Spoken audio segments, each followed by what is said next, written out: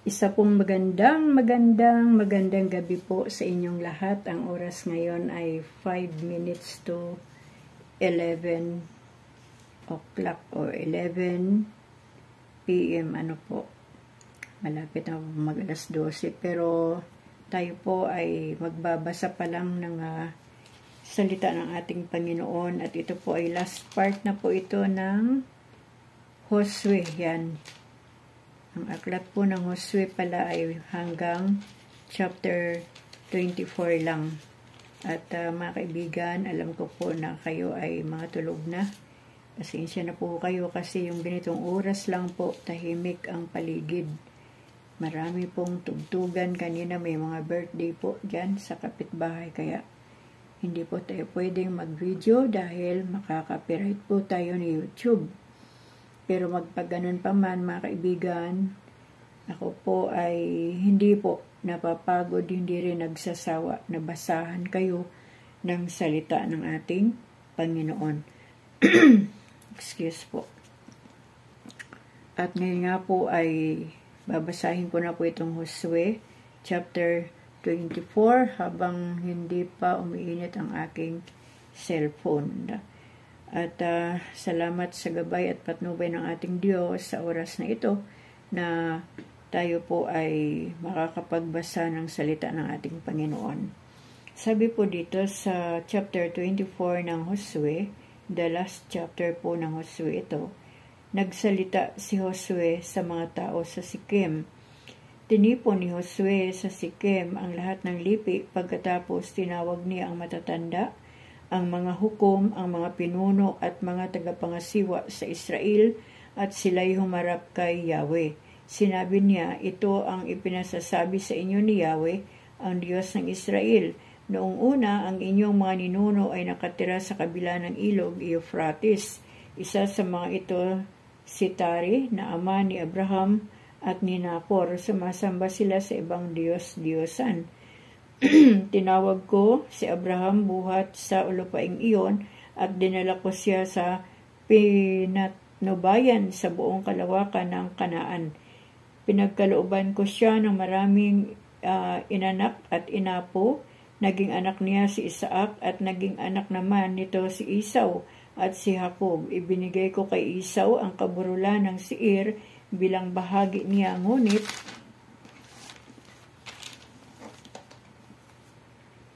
si Jacob at ang kanyang mga anak ay nagpunta sa Ehipto.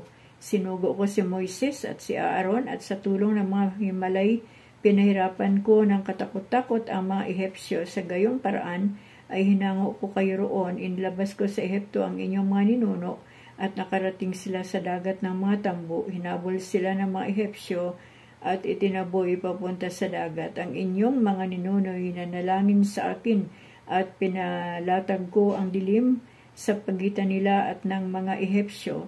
Pinauho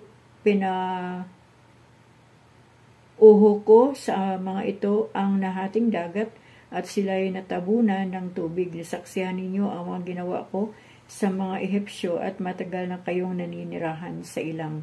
Pagkatapos, dinala ko kayo sa lupain ng mga Amoreo sa silangan ng Jordan.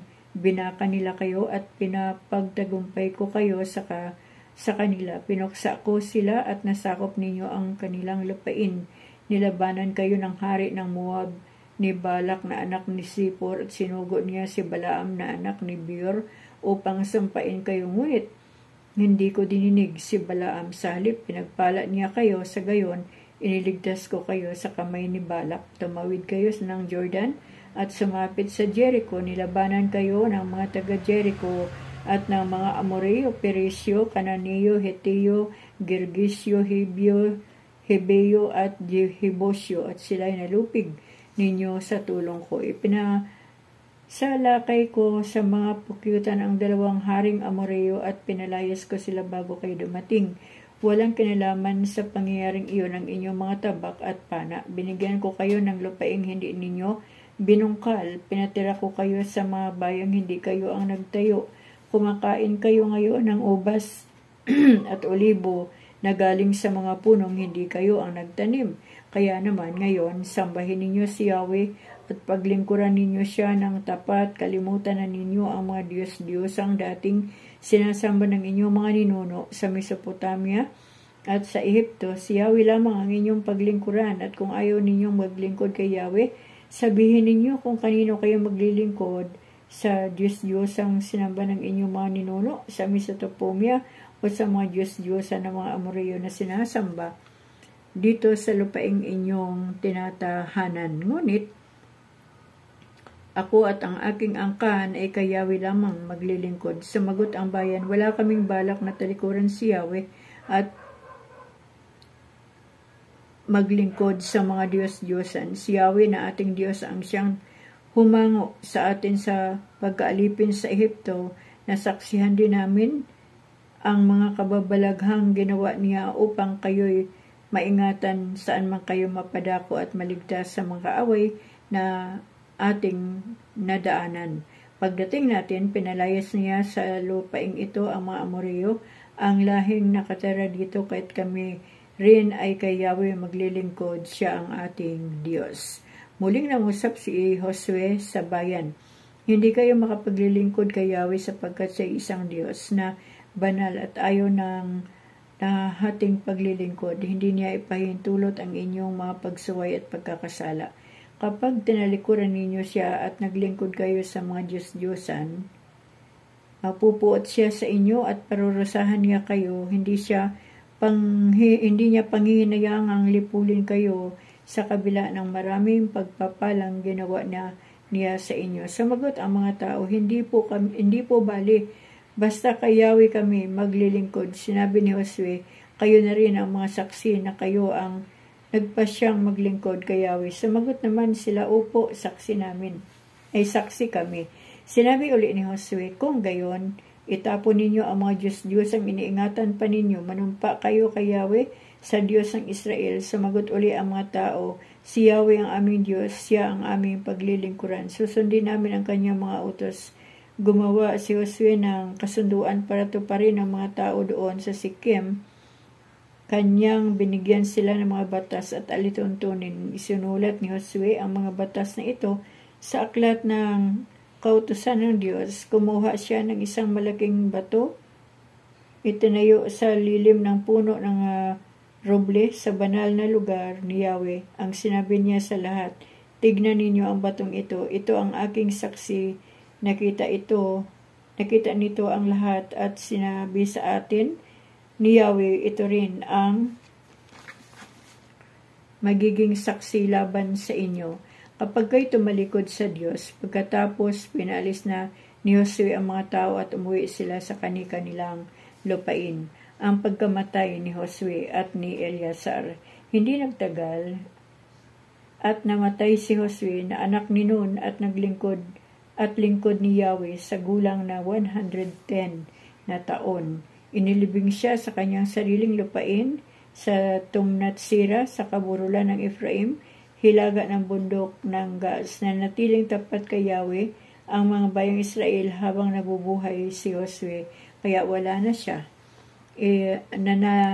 Nanatili silang tapat kay Yahweh habang nabubuhay ang mga pinunong nakatalastas ng mga kababalagang ginawa ni Yahweh para sa Israel. Dinala ng bayang Israel ang mga buto ni Josue nang sila'y umalis sa Ehipto.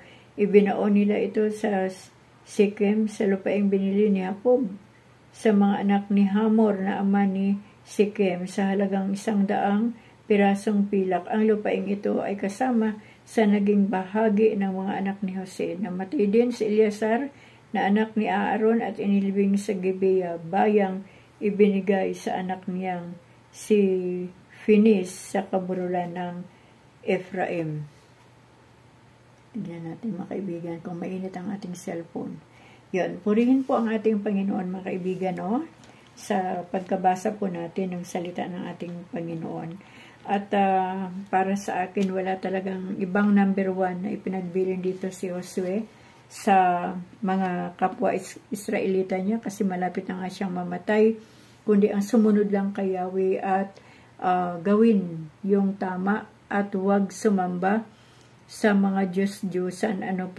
Talagang yan talaga ang inaayawan ng Diyos, yung pagsamba sa Diyos-Diyosan at pagtalikod ng tao sa Panginoon at ang pagsuway sa salita ng Diyos. At nakakatuwa naman si Josue kasi, di ba, bago man siya umalis ay inisa-isa niya sa mga Israelita ang ginawa ng Panginoon, sa mga Israelita sa pamagitan ng buhay ni Moises, sa buhay ni Josue, sa buhay ni Aaron, at ng iba pang mga lingkod ng Diyos. At salamat sa Panginoon kasi man sa ating mga buhay, kumbaga kailangan din talagang may nagpapaalala sa atin na, uy, alam mo, ikaw anak ka ng Diyos, ang Diyos ang lumikha sa iyo, ang kalakasan mo ay lahat ay mula sa Diyos, ang iyong linaw ng iyong paningin, ang iyong pandinig, yung kabuuan mo, dahil yan sa Diyos. At kaya ka nakakapagtrabaho kasi dahil pa rin sa Diyos, dahil kung wala ang kalakasan ng Diyos, paano na ang tao? So, yun, maganda po yung may nagpapaalala. Ngayong gabi po ay gumawa pa ako ng content sa aking Facebook account, at habang ako po ay nakaharap sa salamin dahil gusto ko pong suklayin ang aking buhok, pero bigla pong may nagpaalala sa akin sa pamagitan ng suklay na sabi ng nanay ko nung araw, huwag matulog kapag basa pa ang buhok at huwag matulog kung hindi pa nakakapanalangin. So ito naman po sa buhay ni Josue ay inisa-isa niya. Kaya nga po, maganda po yung nagpapaalala, yung malinaw na paalala, para magkaintindihan.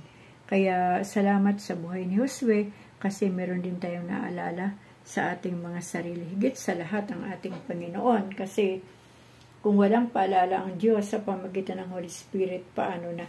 Kung wala ang salita ng Diyos, paano na tayo, di ba mga kaibigan? So, maliban po sa personal na paalala ng ating Diyos at ni Yahweh sa mga Israelita, hanggang ngayon po ay meron din po tayong tangan-tangan na paalala ng Diyos, kundi walang iba ay ang kanyang salita. Kaya mga kaibigan, maraming salamat po sa inyong pakikinig. Hindi po ako magtatagal kasi ito pong ating hiniram kay Lolo Dodong na cellphone ay umiinit at bigla pong humihinto ang ating video.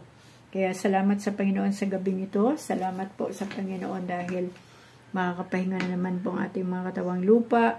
At talagang dinadalangin ko na samahan po tayong lahat ng ating Diyos at palutan po tayong lahat ng banal na dugo ng Panginoong Hesus habang tayo nahihimbing. Ganun din ang lahat ng ating mga kapamilya at mga mahal sa buhay. Kaya mga kaibigan, hanggang dito na lang po muna ang ating pagbabasa ngayong gabi. Hindi po tayo makadoble ng chapter dahil nga po umiinit ang ating cellphone.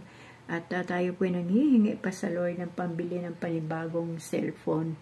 In His time ay ibibigay din po yan ng Panginoon. Basta ngayong gabi po, maliban po dito sa ating binasa sa nasalita ng Diyos, nais ko pong mag-iwan ng isang paalala pa rin na kahit gaano man kadami ang ating problema, gaano man katindi ang ating sitwasyon, huwag po tayong mag-alala kasi ang katugunan po niyan ay walang iba kundi ang ating Panginoon. Ang aming team po ngayon sa church ay Christ is the answer yan. Sa lahat ng ating mga alalahanin, sa lahat ng mga problema, sakit karamdaman man ito, o kung ano man yan nagpapaiyak sa atin, nagpapabigat sa ating mga balikat ng mga pagsubok ng buhay, wala pong ibang solusyon dyan kundi ang ating Panginoon. Bakit? Kasi siya po ang makapangyarihang Diyos na kaya niya pong gumawa ng mga dakilang bagay, dakilang himala sa buhay nating lahat, sa buhay ng bawat isa. Kaya mga kaibigan, manalig lang po tayo. Tuloy po ang laban ng ating pananampalataya kay Kristo. In Jesus' mighty name. Amen.